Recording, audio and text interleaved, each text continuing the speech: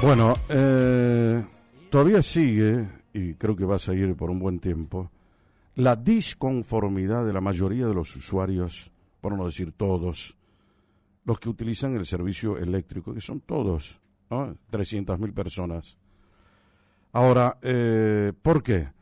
Porque nadie está conforme con el desempeño que tiene el ente regulador de los servicios públicos, que nació con una finalidad, y tampoco nadie está conforme con los costos actuales que tienen que pagar por el uso de la energía eléctrica a una distribuidora de pésima calidad como es Edesa.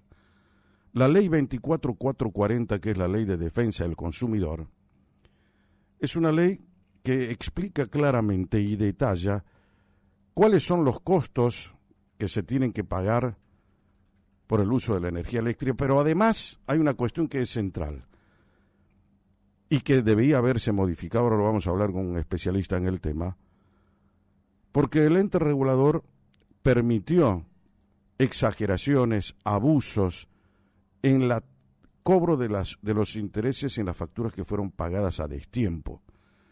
Consecuentemente, eso ha causado obviamente un menoscabo en la situación del usuario.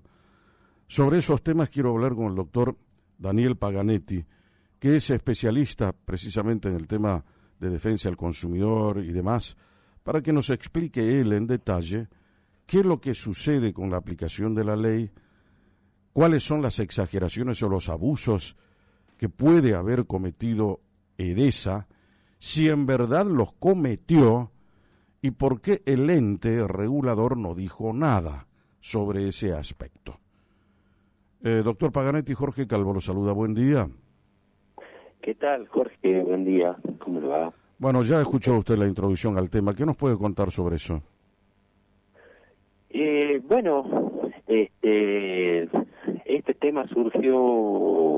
tema es uno de los temas que surgieron, ¿no? Primero está el aumento desmedido, más allá de lo autorizado por el ente. Ajá. Y también el día miércoles, el diario El Tribuno publica una nota en donde también en forma expresa habla de la tasa de interés moratorio que se le cobra a los usuarios, ¿no? Entonces, el día de ayer me hicieron a mí un reportaje y, bueno, me consultaron sobre el tema y, bueno, yo dije lo que sabía, lo que realmente corresponde, que aquí, como usted bien dijo, la Ley de Defensa del Consumidor trata en el artículo 25 al 31 los servicios públicos domiciliarios, ¿no? Ajá, sí. Sin ningún tipo de distinción de usuarios. O sea, solamente para estar protegidos por la ley hay que ser un usuario de servicios públicos domiciliarios, que está la luz, el gas, el agua, servicios cloacales, servicios municipales, en fin. El artículo 31, en su párrafo quinto, establece que los prestadores de bienes y servicios públicos domiciliarios pueden cobrar intereses mandatorios, ¿no? Y punitorios con una tasa de hasta el 50% de la tasa pasiva del Banco Nación. Eso es un límite legal que reconoce una estricta intención del legislador de proteger a los usuarios de servicios públicos domiciliarios. ¿Protegerlos de qué? De altos intereses. Por eso es que la ley pone ese tope que no admite discrecionalidad para su aplicación. No, porque la está fijando expresamente. Porque la ley, ¿por qué no admite? Porque acá la aplicación tiene que ser obligatoria para todo el mundo, empresa, gobierno, jueces. ¿Por qué? Porque en el artículo 65 de la Ley de Defensa del Consumidor establece que es de orden público. Es un estricto fin protectorio. Acá no admite discrecionalidad. A ver, veamos si la aplicamos. No, hay un servicio público domiciliario, se tiene que aplicar. Entonces, ¿qué pasó?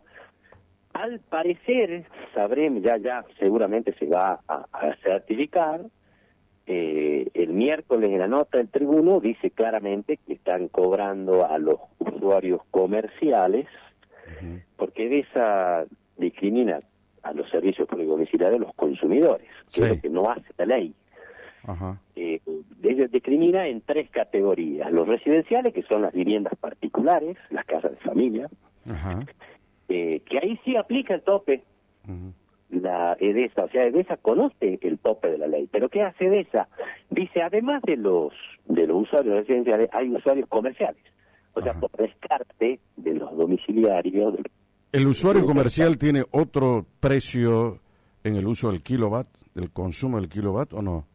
Déjeme que le termine de contar. Sí. Para los comerciales, EDESA no aplica el tope. Ah. Porque según EDESA, los comerciales no son consumidores. La verdad que esto es una interpretación antojadiza, no tiene asidero legal, porque donde la ley no distingue, no hay que distinguir. Acá, la legitimación activa para tener la protección legal de la ley en este aspecto puntual de los servicios públicos domiciliarios. ¿Qué son entonces los comerciantes para EDESA? Público domiciliario. No puede EDESA, por una interpretación que haga para beneficio propio, no puede dejar sin efecto el tope legal para el resto de los usuarios comerciales y grandes usuarios. Pero a ver, detengámonos porque... Sí, pero yo necesito que la gente entienda lo que usted está explicando. Acá, ¿por qué razón los señores de EDESA hacen esa interpretación caprichosa? Decir, bueno, el comerciante no es un consumidor. ¿Qué es entonces? ¿No usa la energía eléctrica igual que el otro? La utilizará para fines comerciales, es otra cosa. Pero es un consumidor. Es un consumidor, aunque destine a fines comerciales. La ley no distingue en eso. Obvio, no tiene por qué hacer el distingo. Aparte hay un montón de fundamentos. Por ejemplo, en el servicio eléctrico hay una superioridad técnica que lo tiene no solamente los usuarios residenciales, la tienen los comerciales también. ¿Qué sabe un comercio de electricidad? Uh-huh. O sea, lo que sucede es esto. La ley lo dice claramente. Hay resoluciones del ente regulador del año 2009, del año 2016, sí, que claramente y sin lugar a ningún otro tipo de interpretación, el ente muy bien dispone que EDESA tiene que cumplir con el tope de la Ley de Defensa del Consumidor, artículo 31, a todo el colectivo de usuarios, sin distinción alguna, dicen las resoluciones del ente. Ahora, ¿eso no se cumplió en la realidad o sí? Eso lo tiene que expresar, que es lo que estamos esperando todos, el gobierno de la provincia a través del ente, y por supuesto EDESA tiene que salir en silencio. El silencio que estamos sometidos me parece que tiene que terminar. Tienen que salir a hablar. El gobernador estuvo el otro día en las redes sociales con una factura, o sea que está interiorizado el tema. Me imagino que con estos temas también. Tengo entendido que ya el Ministerio de Economía está abocado al tema de terminar esto, que yo creo que es lo primero, Jorge, que tienen que hacer, es determinar si EDESA está cobrando más allá de lo debido y si hay un problema o no, porque no nos olvidemos que si acá está cobrando más de lo debido, hay un derecho de crédito de cada NIS comercial que le han cobrado de más los intereses, más el 25% de indemnización que prevé el artículo 31, que es una indemnización legal también. Entonces, estaríamos en ese supuesto hipotético que lo tiene que certificar el gobierno de la provincia, o admitirlo, o informarlo, o explicarlo a la empresa esa. A partir de ahí se sabrá en qué estado de situación está todo el servicio respecto de esta etapa tan importante que es la facturación, los cobros de intereses, ¿no? Ahora, me llama mucho la atención, doctor Paganetti, usted también tiene experiencia en el tema porque formó parte del directorio del ente, que habiéndose pronunciado el ente a través de sus resoluciones en el año 2009 y 2016, como usted mismo acaba de expresarlo, no haya controlado que esto se cumpla en la realidad, no haya verificado, no haya ejercido su autoridad de control. Porque para eso nació el ente, esa es una de las finalidades que tiene que cumplir, es la única forma que tiene para legitimarse en la sociedad.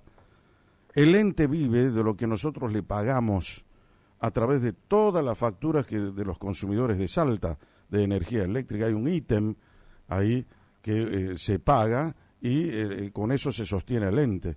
Pero sin embargo el ente no ha tenido, por lo menos hasta la explicación que usted da, una actitud de autoridad, de ejercer esa autoridad en el control, en la fiscalización, en el monitoreo, en el seguimiento, para que se cumplan las resoluciones que el mismo ente dictó para precautelar los derechos del consumidor. No sé si entiende lo que le estoy diciendo.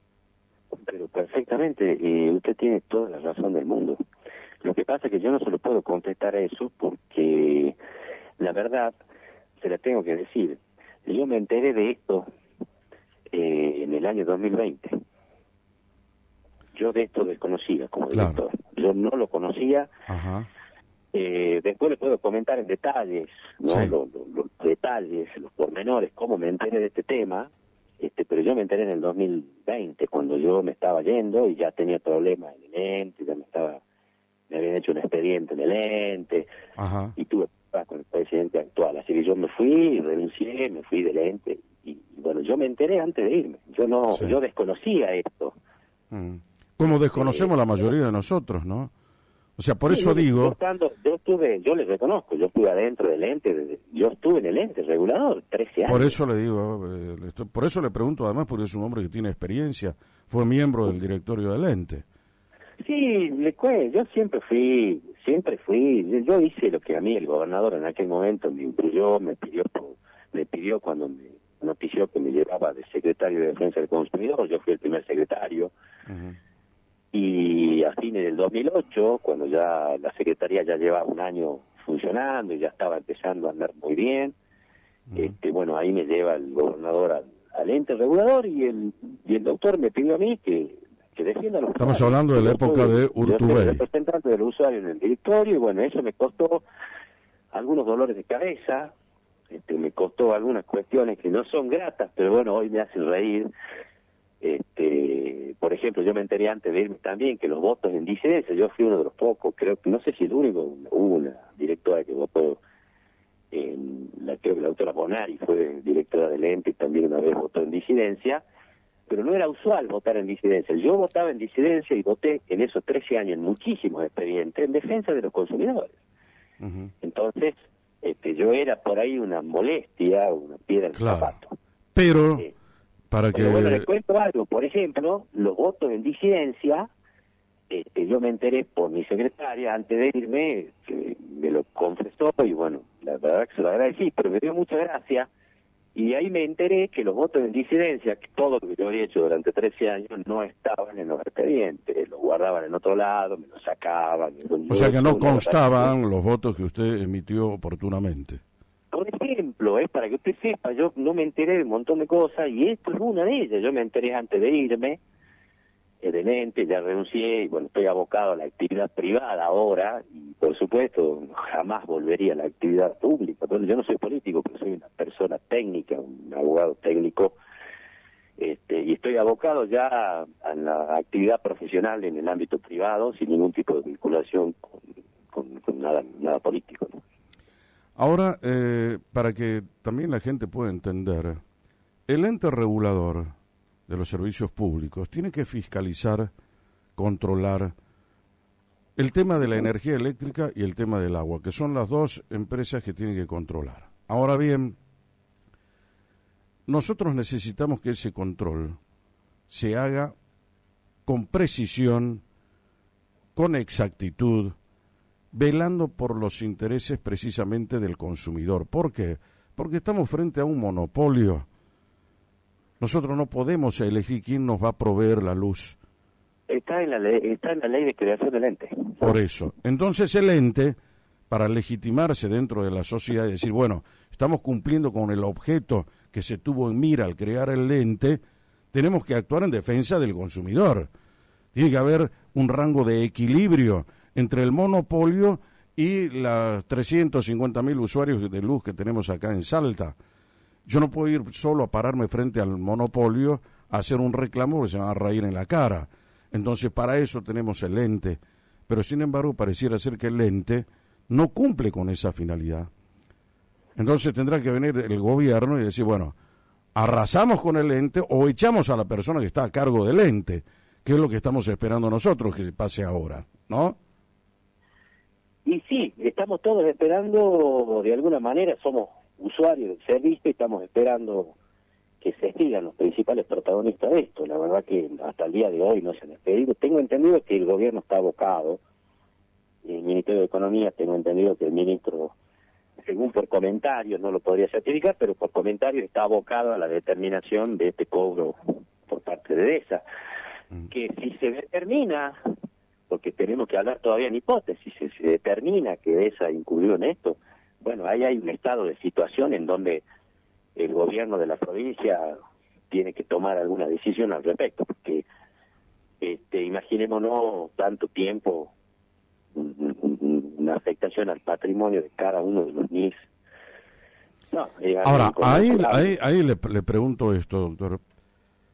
Si se llega a determinar fehacientemente que EDESA incumplió lo que dice la ley 24440, la ley de defensa del consumidor, que hizo caso omiso de las resoluciones del año 2009 y 2016 emitidas por el ente y cobró tarifas excesivas, abusivas, que no se compadecen con lo que debería haber cobrado, bueno, es susceptible de que le quiten la concesión o le den alguna sanción.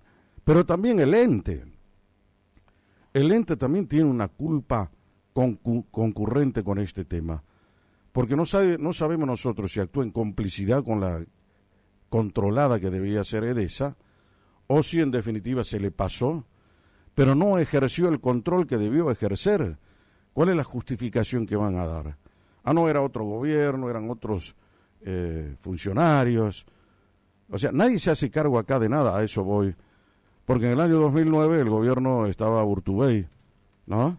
En el año 2016 seguía Urtubey.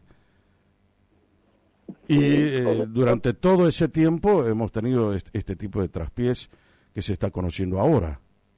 Claro.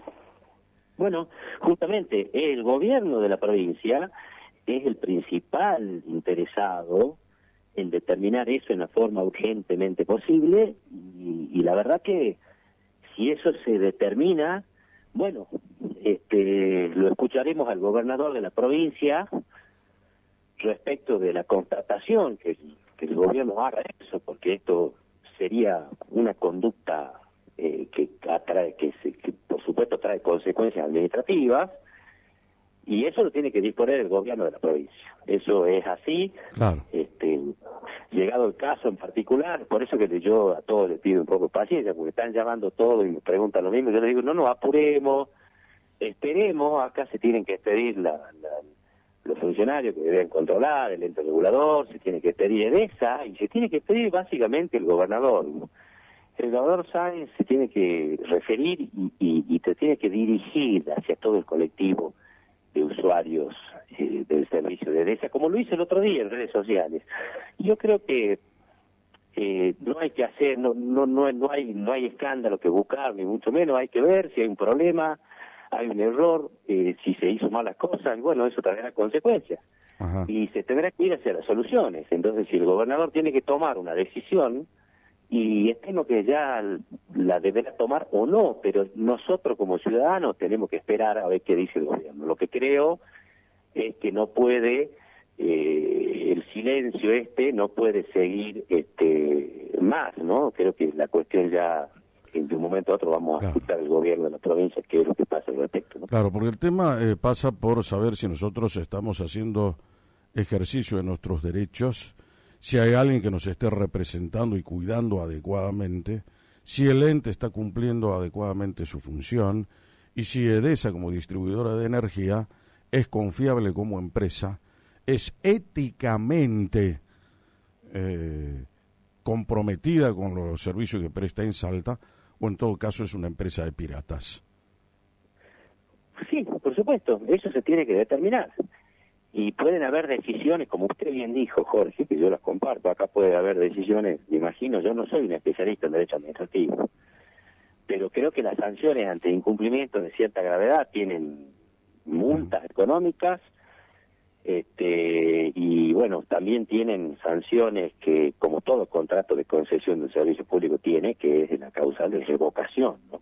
Claro. Pero llegar a ese punto es un resultado que le precede un proceso administrativo importante, en donde creo yo que acá, si se constata esto, entiendo que habría una intervención por parte del gobierno, no solamente del servicio y de la empresa, sino también del mismo organismo de control.